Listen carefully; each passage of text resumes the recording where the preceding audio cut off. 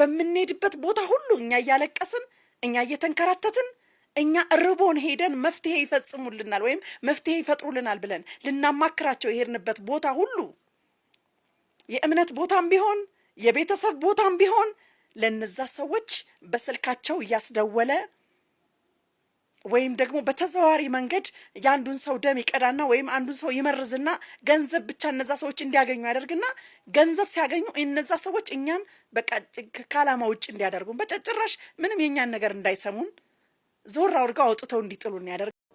ሰላም የተከበራችሁና የተወደዳችሁ ውድ ኢትዮጵያውያን ቤተሰቦቼ፣ ከአቅሜ በላይ ስለሆነ ነው ይሄን ነገር ለእናንተ ላሳይ የተገደድኩት። ኢትዮጵያውያን እንግዲህ ይሄ በሬ ላይ ነው እንደምታዩት፣ በሬ ላይ ነው የተረጨው ማለት ነው።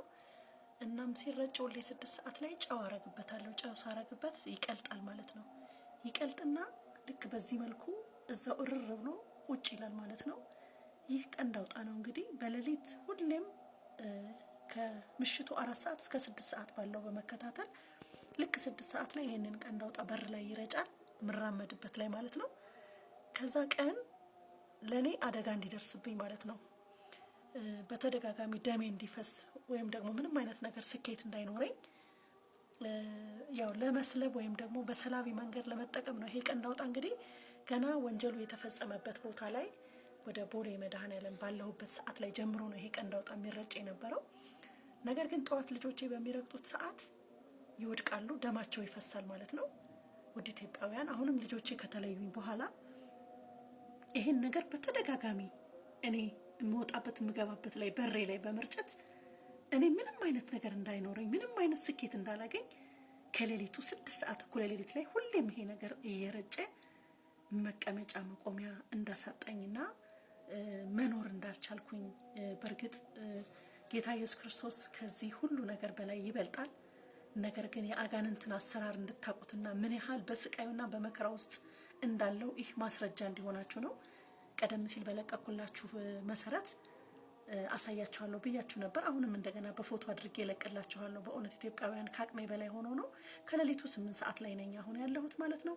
እንዲህ ቁጭ ብዬ ነው ማድረው። ኢትዮጵያውያን እንግዲህ ሮብ ዕለት ነው ወጥቼ ነበረው። ከሮብ ዕለት ጀምሮ ይኸው እስካሁን እስከ ቅዳሜ እስከ እሑድ ድረስ ማለት ነው እቤት ውስጥ አለው፣ እየራበኝ እየጠማኝ እያለቀስኩኝ።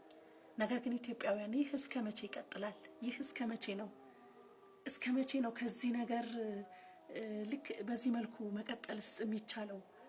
እስከ መቼ ነው ይሄ ነገር ከኔ ላይ የሚላቀቅና እውነት ህግ አይቶልኝ ይሄን ነገር ይቺ ሴት ሊበቃት ይገባል ብሎ የሚመለከተው አካል ከዚህ ነገር ሊያወጣኝ የሚገባው መቼ ነው? መቼ ነው ህግ የሚመለከተኝ? ኢትዮጵያውያን ለዚህ ነው ይሄን ቪዲዮ ልሰራ የተገደድኩት። ኢትዮጵያውያን እባካችሁን ከዚህ አደገኛ ወንጀለኛ አድኑኝ ስል መልእክቴን አስተላልፋለሁ። አመሰግናለሁ። ሰላም የተከበራችሁና የተወደዳችሁ ውድ ኢትዮጵያውያን ወይም ደግሞ የተከበራችሁና የተወደዳችሁ የእምነት አባቶች፣ ዛሬ እጅግ በጣም አስጨናቂ የሆነ ነገር ወደ ጆሮዬ ስለገባ ያንን ነገር እናንተ እንድትጸልዩልኝ በጌታችን በመድኃኒታችን በኢየሱስ ክርስቶስ ጸሎታችሁ ያስፈልገኛል። ጸልዩልኝ። እኔም እየጸለይኩ ነውና አምላክ በማይከብርበት መልኩ በሐሰትና በወንጀል የተገኘን ገንዘብ ህጋዊ አስመስሎ በማቅረብ ለ8 ዓመታት የእናትህን መታወቂያ ስጠኝ፣ የእናትህን የአካውንት ደብተር ስጠኝ፣ ለ8 ዓመታት በማስገባቸው ሰራተኞች አማካኝነት የሷን የሆነ ነገር ስጡኝ እያለ ወንጀለኛው የኔና የልጆቼን ሀብት ወይም የኔና የልጆቼን ደም ወይም የኔና የልጆቼን የውስጣዊ አካል በመሸጥ ለ666 ወይም ደግሞ ለሎሚናቲ አሳልፎ በመስጠት በወንጀል የተገኘን ገንዘብ ፖሊስ እንዳያቀብኝ ብሎ በመሬት ውስጥ በመቅበር እናትና ልጆችን እያሰቃየ እናትና ልጅ ሊያገኙት የሚገባውን ነገር እንዳያገኙ ለራሱ ብቻ አድርጎ ለ8 ዓመታት ሲጠቀም የነበረ ወንጀለኛ ሀብት ያለውና ለልጆቼ የሚያዝን እሱ በመምሰል ነገር ግን ቀድሞ ለ666 ወይ ለሎሚናቲ ህፃናት ልጆች 3 ህፃናት ልጆች ግብር ካስገባው ሚሊዮነር ነኝ ማለት ነው። በአንድ ህፃን ብዙ ገንዘብ አገኛለሁ በማለት ህፃኑን ልጄን ወደ ሻሸመኔ የሚባል ሀገር ይዞ በመሄድ የደም የሞላበት ገንዳ ውስጥ አስነክሮ በዛ ሰዓት በልጄ ምክንያት በሻንጣ ገንዘብ ተቀብሎ ልጄን አሳልፎ እንደሸጠው ልጄ ደግሞ አምልጦ ከዛ ቦታ ምንም የማያውቀው ሰው መኪና ውስጥ ገብቶ ወደ አዲስ አበባ እንደመጣ በጣም ብዙ ጊዜ ልጄን ከትምህርት ቤት እያስወጣ ይዞት ጠፍቶ እንደነበር ከዛም በኋላ ልጄ ደግሞ እየጠፋ እናቴን እያለ ብዙ ጊዜ ወደ እናቱ እንደተመለሰ ከእንደገናም ደግሞ በተከታታይ ለረጅም ዓመት የምንሄድበትን ቦታ እየተከተለ በመሄድ የምንሄድበት ቦታ ላይ ኃይለኛ የሆነ ፈንድ እንዲለቀቅላቸውና ገንዘብ ሲያገኙ እነዛን ሰዎች እኛን ረስተው ስለኛ ሐሳብ፣ ስለኛ ችግር፣ ስለኛ ስቃይ ምንም ነገር እንዳይሰሙን ግና እርስ በርስ ያበጣብጥና አጣልቶ ከዛ ቦታ ላይ እንድንወጣ ያደርግንና መልሶ በራሱ እጅ ውስጥ ይከትና ደግሞ እኛን ያሰቃየን እኛን አሰቃቂ ወንጀል ሲፈጽምብን የኖረ ወንጀለኛ አሁንም ድረስ ሰው አያውቅብኝም በማለት በወንጀልና በኃጢአት የተገኘን ገንዘብ ህጋዊ አስመስሎ በማቅረብና ለፖሊስ አካላት ልክ እንዳለውና ልክ ንብረት እንዳፈራ ወይም ደግሞ በሰርቶና በትክክለኛው መንገድ እንዳመጣው ለማስመሰል ድርጅት ውስጥ በመሄድ እየተደበቀ እሱ ገንዘብ ያለው እናትየዋ ደግሞ በየመንገዱ ለማኝ እንደዚህ አድርገው ልጆቼን ነጥቆኛል። ነገር ግን ህፃኑ ልጄ እናቴ 3 ህፃናት ካስገባው ለዘንዶ 3ቱን ህፃናት ከሰጠሁኝ ሚሊዮነር ሆናለሁ፣ በጣም ብዙ ገንዘብ ለኔ ይሰጠኛል። ስለዚህ እናታችሁን ገድዬ እናንተም በኔ ቁጥጥር ውስጥ ነው ማደርጋችሁ በማለት ህፃኑን ልጄን በተከታታይ ለእናትህ ይሄን ስጣት በማለት መከላከያ ኮንዶሚኒየም በነበርኩበት ሰዓት ለህፃኑ ልጄ መራዥ የሆነ መርዝ የሆነ ነገር ዱቄት የሚመስል በፌስታል እየቋጠረ ለልጄ ይሰጠው ነበር። ነገር ግን የዓለም መድኃኒት ኢየሱስ ክርስቶስ እውነቱን ገልጦት ይኸው ህፃናት ልጆቼን በድርጅት ውስጥ አድርጎ ለዘንዶ የሚፈልገውን አይነት ግብር እየሰጠ ደም ሲያስፈልግ ሰርካለም ገብታ በወጣች ቀን እኔ እንኳን ልሂድ ስል እሱ በፈቀደው ቀን ነው። በምን ቀን ነው መምጣት ያለባት ተብሎ እግዚአብሔር ያሳያችሁ። እሱ በፈቀደውና እሱ በፈለገው ቀን ልክ የኔን ደም ሊቀዳበት በሚፈልገው ግብር ሊሰጥበት በፈለገው ቀን እኔ እንድገባ ይደረጋል ማለት ነው። ለኔ ጥቅም ተብሎ ሳይሆን ለልጆቼ ጥቅም ተብሎ ሳይሆን የኔን ደም ለመውሰድ በሚመቸው ቀን እኔ እንደሄድኩኝ አይ ጭራሽ አይሆንም በቃ አይንሽን ማየት አንፈልግም፣ ልጆቹም አይንሽን እንዲያዩት አይፈቀድም። ወለድኳቸው ልጆቼ እኔ እኮ ወደ ሶሻል ሚዲያ ስለወጣኋቸው እንጂ በሶሻል ሚዲያ ሳይወጡ የሚንገላቱ ህፃናቶች በየመንገዱ የሚንከራተቱ ስንት ወንጀል የሚፈጸምባቸው እናቶች ወደ ሚዲያ ያላወጣቸው ስንት ህፃናቶች እኮ አሉ።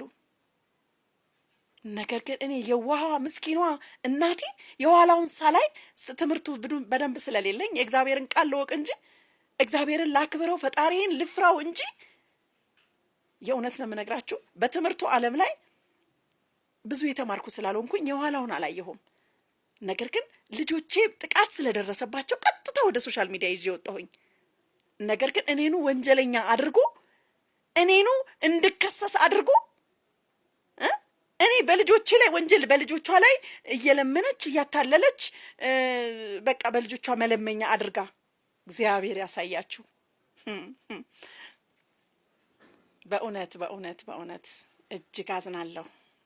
በእውነት የዓለም መድኃኒት ኢየሱስ ክርስቶስ ይፍረድ። የሰማይ አምላክ የሰማይ ንጉሥ ሁሉንም ነገር የሚያይ አምላክ በሰማይ ያለው አምላክ እውነቱን ይፍረድ። ስለ እናት ፍቅር የሚያውቅ ኢትዮጵያዊ፣ ስለ እናት መጎሳቆል የሚያውቅ ኢትዮጵያዊ፣ እናትን ማጣት እንዴት እንደሆነ የሚያውቅ ሕፃን የእውነት እግዚአብሔር ይፍረድ። እነዛ ሽታቸው የሚያምር ልጆቼ አፋቸው እየሸተተ ለማንም መጠቀሚያ ሆኑ። ልጆቼ ለማንም ኪስ መሙያ ሆኑ። ልጆቼ ለማንም ለዘንዶ ደማቸው ለዘንዶ ግብር ሆነ። ልጆቼ ግን እግዚአብሔር ይፈርዳል። በሰማይ ያለ አምላክ ይፈርዳል። ልጆችሽ ትምህርት ይማራሉ። ልጆችሽ ጥሩ ህይወት ይኖራሉ። በፍጹም በእውነተኛ መንገድ ቢሆን አዎ ልክ ነው። ወንጀል ሳይፈጸምባቸው እየኖረ ቢሆን እውነት ትክክል መልካም ይኖራሉ። ምንም ችግር የለውም። ነገር ግን ወንጀል አለ ከጀርባው። ይሄንን እንድታውቁ ትፈልጋለሁ። አዎ የሱን ገንዘብ የበላ ተመልሶ ስቃይ ውስጥ ነው። አንድ ነፍስ በየቤቱ እንዲገብር ያደርጋል። ይሄን ልነግራችሁ ፈልጋለሁ። አዎ ገንዘቡ እንዲመጣ ያደርግና ተመልሶ ደግሞ ውሎ አድሮ ደግሞ ግብር ይፈልጋል እዛ ሰው ላይ እንደገና ማለት ነው። እንደገና ነፍስ እንዲጠፋ ያደርጋል ይሄ ሰውዬ። የእውነት ነው የምነግራችሁ። ያ እግዚአብሔር ይፍረድ። የሰማይ አምላክ ይፍረድ። የእግዚአብሔር እውነተኛ የሆነች ገንዘብ፣ የእግዚአብሔር ስጦታ የሆነች ገንዘብ ኃጢአት የለባትም። ብዙም አይደለችም፣ መጠን አላት። የእግዚአብሔር ገንዘብ መጠን አላት። ምክንያቱም ተሰርቶ ተለፍቶ በላብ እንደዚህ ጠብ ብሎ የመጣ ገንዘብ መጠን አላት። አዎ የዲያብሎስ ግን እጅግ በጣም ብዙ፣ ከዛ ደግሞ በጀርባው ስቃይ ያለበት፣ መከራ ያለበት፣ ነፍስ ማጥፋት ያለበት፣ ከእግዚአብሔር ሐሳብ የወጣ ከእግዚአብሔር በቃ ድርጊት ከእግዚአብሔር ሁሉ ያለበት ነገር የወጣ ነው። እግዚአብሔር የማይከብርበት፣ እግዚአብሔርን የሚያሳዝን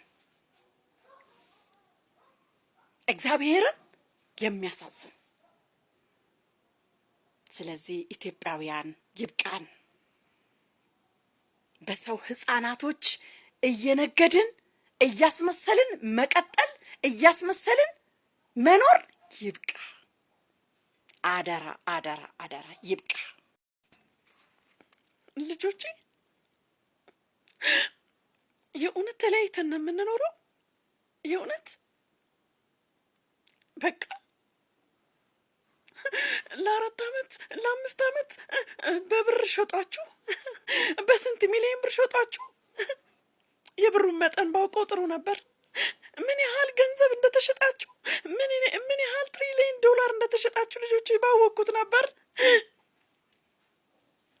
በእውነት ዛሬ ነው የሞትኩት። እኔ በገንዘብ ሸጣችሁ አይደል? እናታችሁን የሚያሳብድ መድኃኒት ስጣት እያለ ልጄ እኮ ሲነግረኝ አላመንኩም ነበር። የእብድ መድኃኒት ስጣት፣ እናንተ እኮ አሁን አብዳችኋል፣ የእብድ መድኃኒት ሰጥቻችኋለሁ ብሎ አለኝ ሲለኝ ልጄን አላመንኩትም ነበር። ስንት ዓላማ ነበረኝ እኔ ለልጆቼ። ተግባሯ ጥሩ ያልሆነ እናት ተባልኩኝ አይደል? ባልሆነ መንገድ ተይዤ ነው፣ ባልሆነ መንገድ። በእውነት ራሱ ሰይጣን በሚፈልገው አይነት መስመር ለመክተት እኔን በራሱ መንገድ በራሱ እኔ ጀዝባና እኔ ቦርኮ እንደሆን በሚያበላኝ እጽና አደንዛዥና አፍዛዥ ወይም ደግሞ ራቁትን የሚያስቀር እጽ ስለሚያበላኝ ነው ተንከራታችና ከርታታ ፈዛዛና ደንዛዛ የሆንኩት እንጂ እኔ ስርካ ለማስራት እንደዚህ አልነበርኩም። የእውነት ነው የምነግራችሁ፣ እንደዛ አልነበርኩም እኔ። ነገር ግን እሱ መድኃኒት ካበላኝና መድኃኒት ከሰጠኝ ጀምሮ በህፃኑ ልጄ አማካኝነት ብዙ አይነት ነገሮችን ይሄን ስጣት፣ ይሄን አድርግ፣ ወይም በሰራተኞቼ ቤት ውስጥ በማስገባቸው ከዛ በኋላ በጣም ብዙ ነገር ሆኛለሁ፣ በጣም ብዙ ነገር እና ልጆቼ የእውነት እጅግ ወዳችኋለሁ፣ አፈቅራችኋለሁ። ልጆቼ የእውነት ወዳችኋለሁ። ግን ሰው ቢጨክን፣ ሰው ለኔ ክፉ ነገር ቢያስብ፣ ሰው ለኔ ሞትን መቃብርን ቢያስብ፣ የሰማይ አምላክ እግዚአብሔር እንደዛ አይደለም። የኔ ክፉ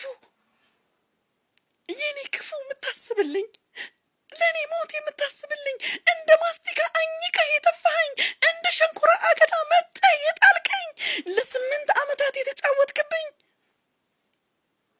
ልጆቼን ለመርሳት ብዬ ብዙ የማይሆን ነገር ውስጥ ገብቼ ብዙ የማልፈልጋቸው መንገዶች ውስጥ ሁሉ ገብቼ ነገር ግን አላማዬን አልስትም። ልጆቼን አልረሳም። የፈለገ ነገር ቢሆን አልረሳም። ምክንያቱም እናት ነኝ። የእናት ልብ ስለሚለይ ማለት ነው። ማን ነው ህይወቱን አደጋ ላይ ጥሎ እውነትን የሚናገር? ዛሬ ሞት ነገ ሞት አላቅም፣ ነገር ግን እውነቱ ይሄ ነው የሚለው።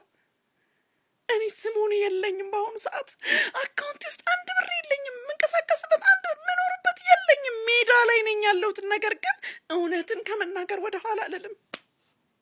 ገንዘብ ቢኖረኝም እውነትን ከመናገር ወደ ኋላ አልልም፣ ወንጀሉ እስከሚቆም ድረስ። እውነት ባይሆን ይህን ሁሉ ሰዓት ምን አስወራኝ? ነገር ግን እውነት ስለሆነ እውነትን እገልጣለሁ። ልጆቼ የተለዩኝ በውሸት እንጂ በእውነት መንገድ አይደለም፣ በማስመሰል እንጂ በእውነት አይደለም፣ በኃጢአት እንጂ በእውነት አይደለም። ሆዳሞች የራሳቸው ነገር ለማመቻቸት፣ የራሳቸውን ነገር ለማሳካት፣ የራሳቸውን መንገድ መስመር ለማስያዝ እኔና ልጆቼን ለያይተውናል አይደል? እውነትን በሰማይ ያለው ይፈርዳል። እውነትን በሰማይ ያለው ይፈርዳል። የእውነት እኔ ፍርድን እፈልጋለሁ፣ ፍርድን እፈልጋለሁ።